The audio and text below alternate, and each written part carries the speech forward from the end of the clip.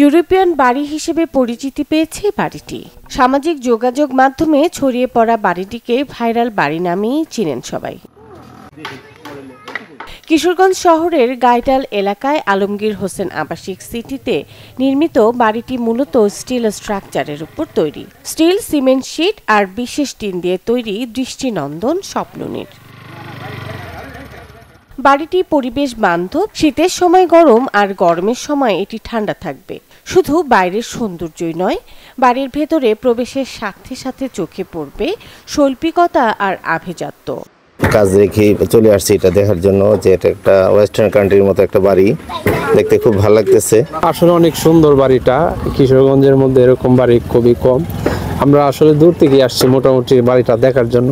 অনেক লোকজন আসে, অনেকে আমাদেরকে নিউজ দিচ্ছে যে এই বাড়িটা আসলে নাকি চমৎকার। আজকে ওই বাড়িটা দেখার জন্য আসছি, আমার ভালোই লাগতেছে। আমি এখানে এই বাসাটা দেখতে এসেছি এবং ঘুরতে আসছি। আলমগীর হোসেন সিটিটা হচ্ছে আমাদের কিশোরগঞ্জের একটা ঐতিহ্য, তো আমরা টোটাল সবগুলো মিলে আর কি একটু আসলাম। যেহেতু হাওড় অঞ্চল আমাদের, এই হাওড় অঞ্চলে অনেকেই ঘুরতে আসে এখানে দেশের বিভিন্ন জায়গা থেকে।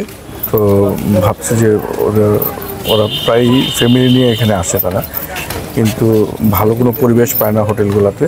তো এই কারণে আমরা এই ধরনের রিসোর্ট করেছি। আমাদের পরিকল্পনা আছে আরও এই ধরনের রিসোর্ট আমরা করবো, যেন বাইরে থেকে গেস্টরা এসে এখানে থাকতে পারে।